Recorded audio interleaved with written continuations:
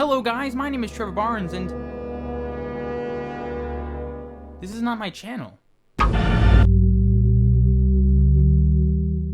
Well, as you probably realized by now, I am not Eric. My name is Trevor and I have my own YouTube channel called TechSync. Me and Eric have been friends for the last few years and we got to talking the other day and he wanted to have a Nexus 7 review and he didn't have a Nexus 7.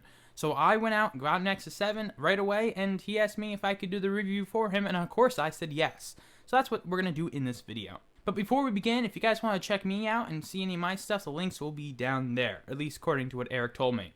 Don't screw me, Eric. But I'm not real worried because I know where he lives. Moving right along, let's look at the new Nexus 7. Well, here it is, guys. The first thing you'll notice is it's got fingerprints all over it and it's extremely glossy. So that's a huge disadvantage to the Nexus 7. I don't have those type of problems with any other tablet I've ever used to this extent, or phone or anything.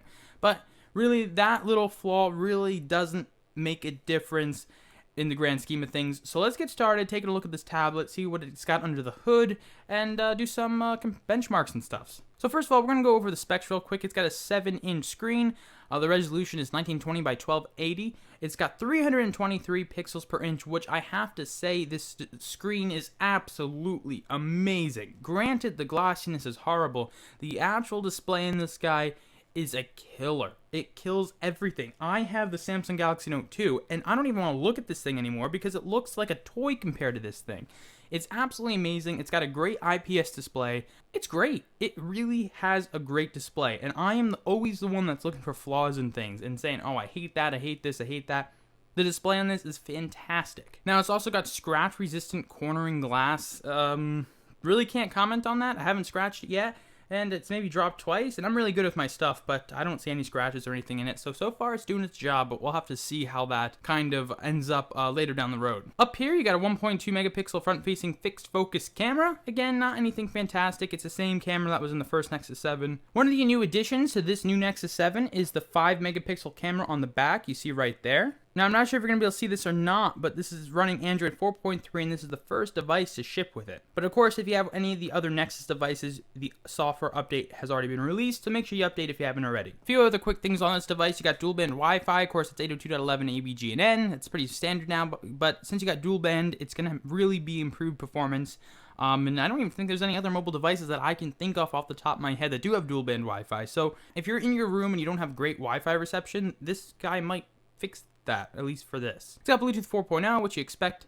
NFC with Android Beam, which Android Beam is pretty cool, and if you have any other Android device, you should be able to try that out. I believe it's compatible with S-Beam because it works with my Samsung Galaxy Note 2, so it's kind of the same thing as S-Beam. You got stereo speakers on the back, which I'll show you guys real fast, which you got the whole grill right there. It's kind of out of focus, and you got a grill over here, which is kind of split up. I don't know if these are one speaker, it's like back here and just tunnels, or how it works, but yeah, stereo speakers, which honestly sound somewhat decent. I wasn't expecting it to sound as good as it does. It's also got virtual surround sound powered by Fraunhofer. I knew I was going to say that wrong, but it works. I mean, it only works on Google Play Movies, and there's a test you can do, and it really does sound pretty decent. Now, this guy comes in two different models, 16 gigabytes of internal storage and 32 gigabytes of internal storage. This specific model is the 32 gigabyte one. It's got 2 gigabytes of RAM. It's got a micro USB port on the bottom with slim port enabled, which pretty much means you can plug other things into it, like you can get the HDMI adapter and plug like an HDMI cable into it or whatever. It's got 9 hours of active use and wireless charging built in, and I'm really looking forward to playing around with that. Now, getting to the two big things here, it's got the Qualcomm Snapdragon S4 Pro 1.5 gigahertz quad-core processor, which is amazing. I'm sorry, it's amazing. I get excited about these things, but it's really a great processor, and it's super fast. And I'm going to, again, mess up on this, but it's got the Adreno 320 400 megahertz graphics processor in it, which Adreno, I know I messed that up, but sorry, people that really care. So as you probably kind of figured out by me reading off the specs, I got nothing bad to say about this thing. Eric will tell you that I'm the first to criticize everything when it comes to certain things, and the only bad thing is this glossiness that you guys see. But you guys can't take my opinion, because I am totally biased in some ways. So let's take a look at some benchmark tests and see how this goes against other devices out there. So I got a whole bunch of benchmarks we can do, but we'll start with Geekbench 2. So let's run this. Well, the test finished, and as you can see, the Geekbench score is 2,658. Now, just to compare this to like the iPad mini comes at 765. Yes, so this is nearly 2,000 more than the iPad mini. And to take this a step further, the 4th generation iPad scores 1,778. So this is nearly 1,000 more than the 600 or 5 whatever it is dollar iPad. Also comparing to a few other different devices, the Samsung Nexus 10 scores at 2,433. The Nexus 4 scores at 2,032. And just to also compare, my Samsung Galaxy Note 2 scored at 2,157. So there really isn't any devices that I can see that are above this. And as we go to compare, there's nothing that is above this in the compare section here. So yeah. And you got to think about this performance-wise. Just look at the chart here. That's where we are. And just think about that considering the price compared to some of these other devices here. But let's move on. The other benchmark we're going to try is called 3D Mark. Now, if you guys don't know what this is, it's used a lot on the computer, and it just came out for Android not that long ago, I think. So, let's give this a shot and take a look what the score is here. Well, this finished, and as you can see, it scored 11,477, which brings us pretty darn high. If you look at the device channel here, it brings us the 3rd highest one they tested, at least in the device channel. I don't understand fully all these scores, unfortunately, but it's good. I can tell you that much. As you can see, this is a very intense graphical benchmark, and it really looks amazing when you're actually performing this. And you can see the average frames per second was 53, and you can see graphic test 1, 52. Graphic test 2 is like a really intense shooting part, and it was 48. So, I mean, the physics test was 35, but this is a mobile device, and this was something that almost looked console-grade graphics. So, it really handled it amazingly. And to compare, just do a quick comparison, my Samsung Galaxy Note 2 totally failed on this, and was getting something like 15 frames. So, again, another great thing for the Nexus 7. And the last benchmark test, which you guys can't see at all because literally you can't see it because of the gloss, is called Pass Smart Performance Test Mobile.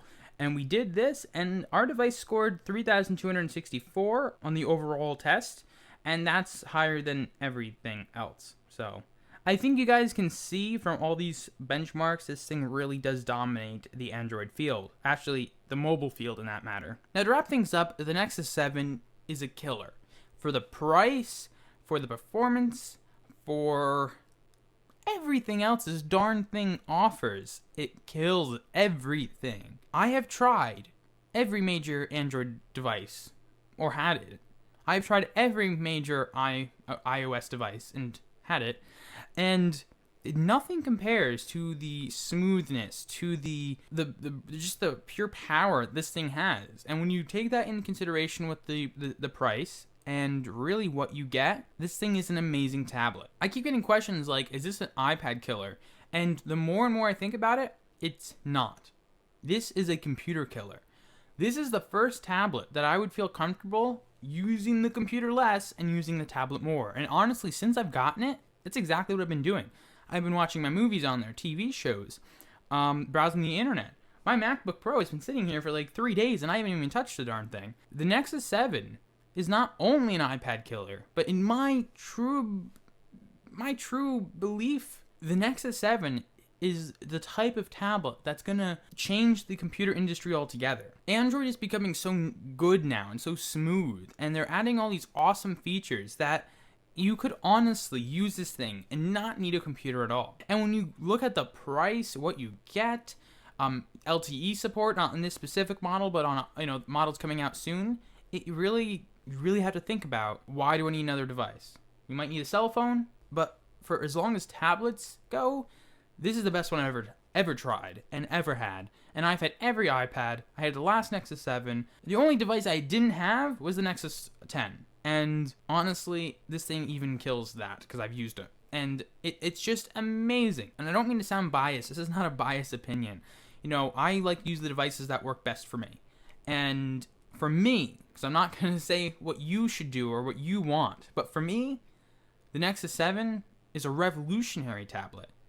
And I feel like Google did the right thing, Asus did the right thing, and I feel like this is the best piece of technology I've ever used. And coming from me that's used everything, that means a lot. Well, that's about it, guys. I want to thank Eric for having me on his channel. I really do appreciate it. And also, if you guys want to see more of me, my channel will be down there. Also, if you have any questions or comments about this Nexus 7, feel free to put them in the comments. I'm sure Eric will answer any questions you guys have, and I'll also be monitoring them as well and trying to answer questions as I see them. So thanks for watching, guys, and if this video wasn't too bad, maybe one day I will see you guys later. So take care.